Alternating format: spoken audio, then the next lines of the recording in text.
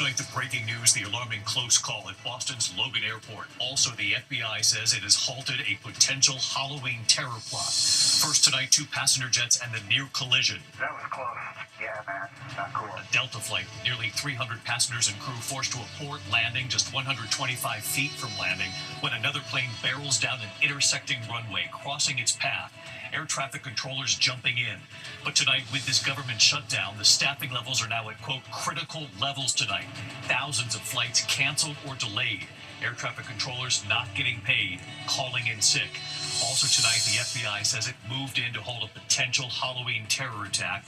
They say there had been firearms training and authorities intercepting communications referring to Pumpkin Day. Tonight, there have been multiple arrests. Tonight, day 31 of this government shutdown, and just hours before more than 40 million Americans are set to lose federal food assistance. A federal judge ordering the Trump administration to use emergency funds to pay for it. And what the president is now saying tonight, just moments ago. The deadly storms, the man killed in New York City. He drowned when water flooded his basement apartment. Another man killed, electrocuted as he tried to pump the water out. And tonight, what's left of this storm, the heavy winds gusting up to 50 miles per hour for those out with their children for Halloween. Prince Andrew soon no longer a prince, and tonight the family of Virginia Giuffre demanding that King Charles go further, hoping he puts pressure on the U.S. government now to release the Epstein files. Tonight, the roller coaster scare back here in the U.S. Riders say a girl on the ride, her seatbelt comes undone. Two adults holding her in her seat as that ride reaches speeds of 75 miles per hour. Tonight, the frightening moments at a school. Police say a man crashing his car, then smashing a window to grab a young child through the window of the school, a teacher fighting him off. The reported break-in, the NBA star on the court as thieves were allegedly in his home. And tonight here, the Halloween performance just in, and what many of you at home did after you saw something right here this week. Who is our person of the week? From ABC News World Headquarters in New York, this is World News Tonight with David Muir. Good evening. We begin tonight here with an alarming close call at Boston's Logan Airport. Two passenger jets, one with more than 300 people on board, just 125 feet from landing on the runway when another plane passes in front. It was a Delta flight from Paris on approach to Boston just moments from landing when another plane taking off crossed its path on an intersecting runway. Air traffic controllers jumping in to get the Delta plane to go around again. And this comes as the FAA tonight acknowledging critical staff shortages amid this government shutdown. Air traffic controllers not getting paid, many calling in sick. ABC's Matt Rivers leading us off tonight. Tonight, the alarming close call for two passenger planes at Boston's Logan Airport. Listen to the moment two pilots realized they were on a possible collision course. What the heck? That was close. Yeah, man. Not cool. A Delta flight from Paris with nearly 300 people on board coming in for landing yesterday, just 125 feet off the runway, about to touch down, just as a Cape Air flight was speeding down an intersecting runway taking off, according to Flight Radar 24. Suddenly, air traffic control noticed something was wrong. Delta 263 had to go around and turn 10 degrees left. For Delta 263. That Delta flight aborting its landing, climbing back into the air. The controller ordering that Cape Air flight to stay low. Go low. Going low. Both planes coming within 3,800 feet of each other. In this case, it looks like it was controller error, but it was also a good save by the controller when they realized the mistake had been made and made the Delta jet go around. And tonight, dramatic new video showing the damage inside the cabin of a JetBlue flight to Newark that suddenly lost altitude while flying from Cancun. Video showing cracks where people hit the ceiling. Shelley Walsh says everyone in the aisle went flying. It was such a violent, sudden drop. The flight attendant went completely horizontal, hit the ceiling, flew back down to the ground. That flight making an emergency landing in Tampa, several passengers and crew rushed to the hospital. No word yet what caused that drop in altitude. And as the country deals with the government shutdown, major flight disruptions nationwide due to critical air traffic control staffing issues and bad weather. Some 32 air traffic control facilities reporting shortages, and the list is growing. One FAA source telling ABC News it's the worst she's ever seen. I'm also one of the millions affected by the shutdown's impact on air travel. After 4 canceled flights and hours of delays, it took me a full extra day to get from Chicago here to Newark. In Orlando yesterday, the busiest airport in Florida, the FAA saying there were no controllers to land planes for a time before staffing was finally increased. And David, there are thousands of flight delays and cancellations tonight, and that number only getting worse by the hour. And with no end in sight to this government shutdown, this chaos could likely last at least through next week.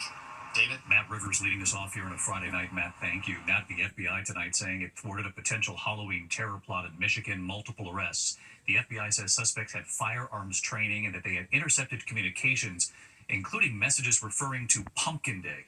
Here's our Chief Justice correspondent, Peter Thomas, tonight. In the early morning hours today, the FBI launching a series of raids in connection to what they feared was a deadly plot to commit mass murder on a Halloween weekend in Michigan. This video obtained by the TCD Dearborn News shows the tense moments as the FBI prepares to enter a home, seeking evidence they believe was tied to the alleged plot, which a law enforcement source says may have been inspired by ISIS. FBI Director Kash Patel posting at 7:30 a.m. This morning, the FBI thwarted a potential terrorist attack and arrested multiple suspects in Michigan. Neighbors stunned and fearful with the news coming just hours before parents were to take their children out to trick-or-treat for Halloween. This is very new and scary to me. It's like you're in a movie all of a sudden. Sources telling ABC News for a number of months, the FBI had been monitoring the communications of a number of suspected radicals using an online chat group. In recent weeks, those suspects had allegedly engaged in firearms training. And sources tell ABC News the decision was made to conduct raids after there was a reference to Pumpkin Day, which authorities feared meant Halloween. Those sources telling ABC News 2 suspects have been arrested, with 3 more being questioned, ranging in age from 16 to 20. Devin, although no charges were officially announced today, sources tell us they believe this was a potentially serious plot. The FBI says the threat has been neutralized. So, David, it appears it's okay for kids in those communities to trick-or-treat. David? Still alarming nonetheless, Pierre Thomas, thank you. Tonight, day 31 of this government shutdown, just hours before more than 40 million Americans were set to lose federal food assistance. A federal judge now ordering the Trump administration to use emergency funds to pay for it. And what President Trump said just before we came on tonight. Jay O'Brien back on the Hill again tonight. Tonight, hours before the government shutdown would force critical food assistance to run out, a federal judge now ordering the Trump administration to use emergency funds, saying without the SNAP federal food program, some 42 million of the country's most vulnerable would face irreparable harm and terror over the availability of funding for food for their family. The administration arguing it's not legally allowed to use the money. Late tonight, President Trump saying he's instructing the government's lawyers to ask the judge how we can legally fund SNAP as soon as possible, saying if the court gives direction, it would be my honor to provide the funding. With benefits stopping this weekend, Martha Goodlatte in North Carolina, who gets nearly all of her food from SNAP, left in limbo. Listen to me, in Washington, D.C., do not take away from us, please. Keep on. Food pantries across the country now fear they'll be overwhelmed. We know right now that we can't keep up and make up the difference. You can't keep up with all of it. We absolutely cannot. After his administration moved money around to cover soldiers' paychecks this week, President Trump today pressed on whether he could do the same for SNAP. Well, there always is, but all the Democrats have to do is say, let's go. I mean, they're not going to do anything. All they have to do is say, the government is open.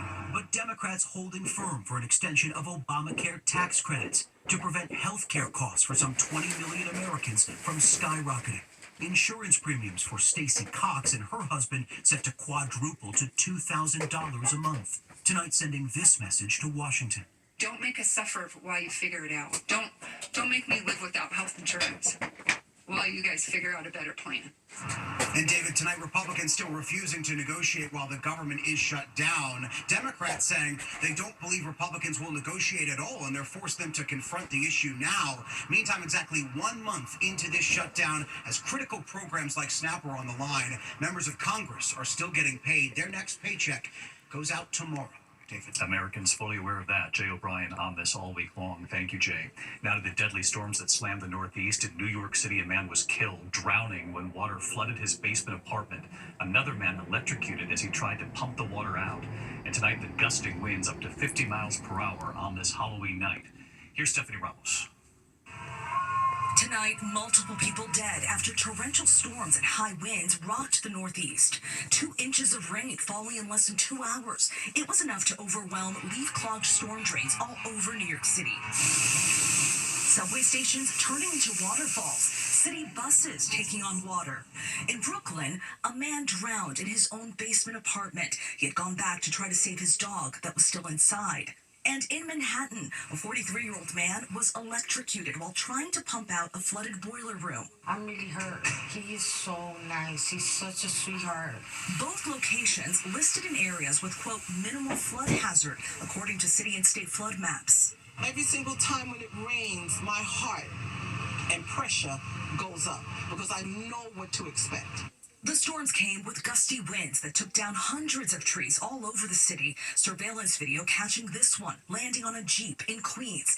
And it wasn't just New York City. In Philadelphia, a woman was killed when a massive tree fell onto her car. Definitely praying for that family. And David, wind alerts remain in effect here in New York for gusts up to 50 miles an hour. Alerts all the way up to New England and into tomorrow.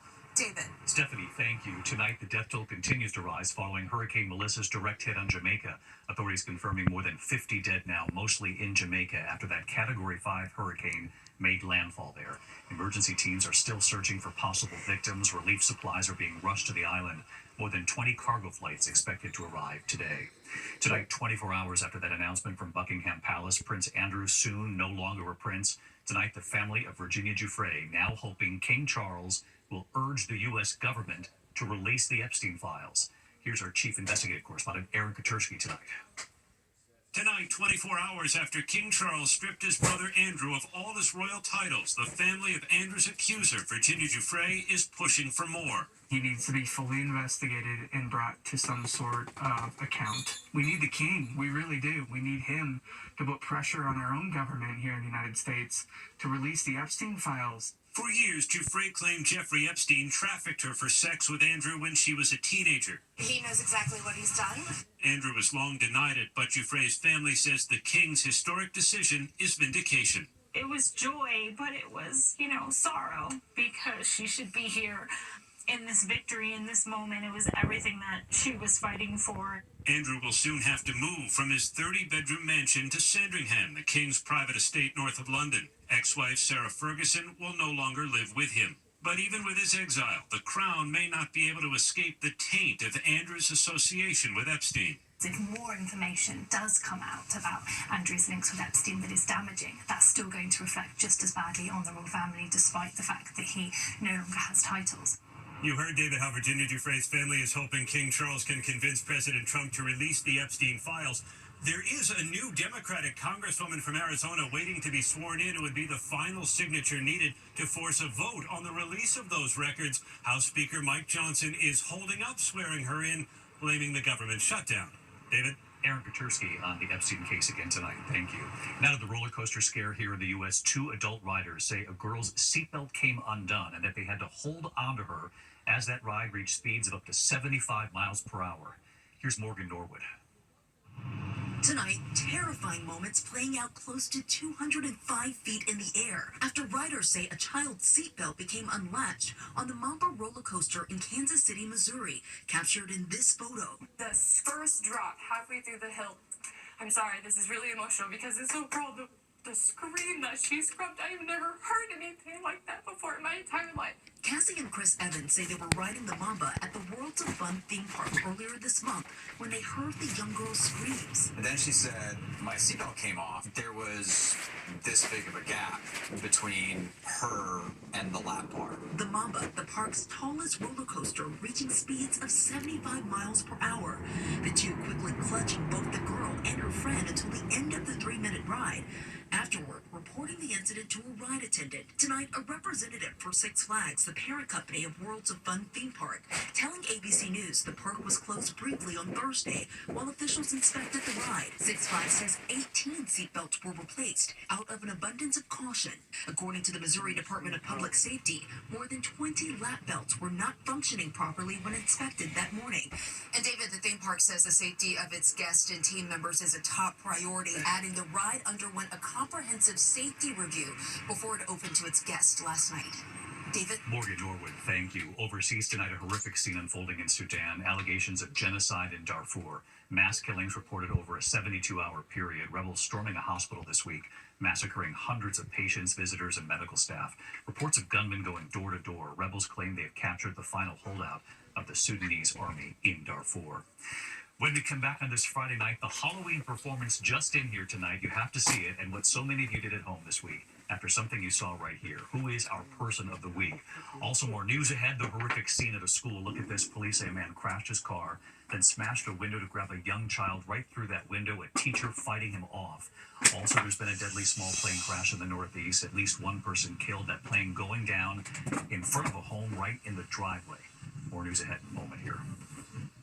Crashing his car near a school and smashing a window to grab a preschool student in Chester, South Carolina.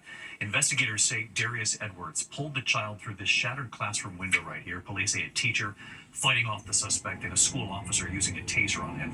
That child is in stable condition tonight. Police say Edwards did not know the child. He's now charged with kidnapping and assault. Tonight, a small plane crashing into the driveway of a home in upstate New York. One person is dead.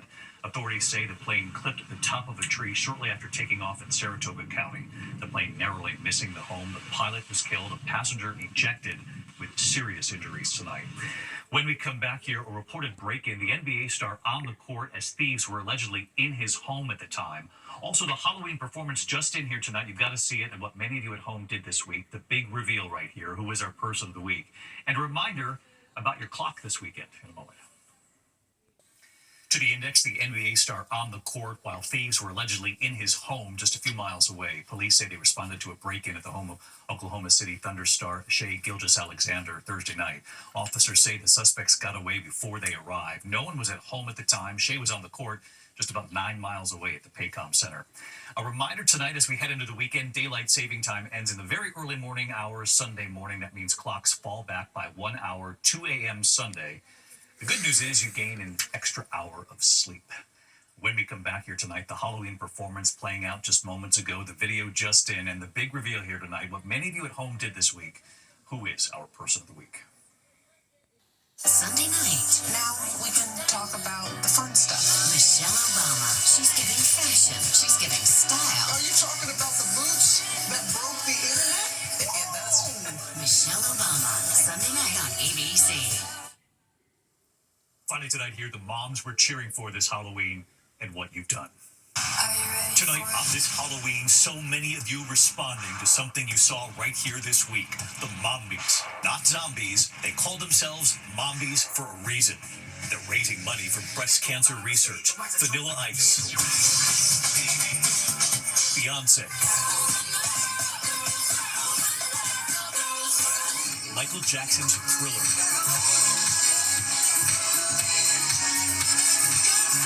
50 moms in all from Fairfield, Connecticut, 10 years strong. And after our report this week, the Mombies telling us World News Tonight viewers donating more than $80,000. And one anonymous viewer then promising to match it, doubling it to more than 160 grand. And tonight, just in, they were getting ready for their big Halloween performance in Molly's kitchen. Suzanne doing Molly's makeup. You do a star like nobody else, don't you? And many of these mommies are not only supporters, but cancer survivors themselves. Cassandra. Is being a mommy extra special because you're a survivor? It absolutely is. And right here tonight, moments before they performed, Hi, David. the mommies grateful to all of you at home. We've just learned that thanks to ABC viewers, we're $50,000 shy of $1 million raised for Sloan Kettering metastatic breast cancer research. Here it is, the mommies moments ago performing to Lady Gaga in front of Town Hall in Fairfield.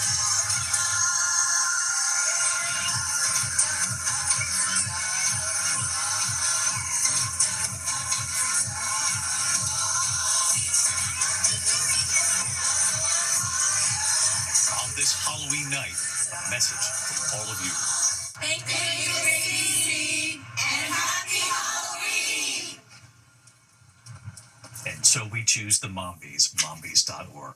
I'll see you Monday. Good night.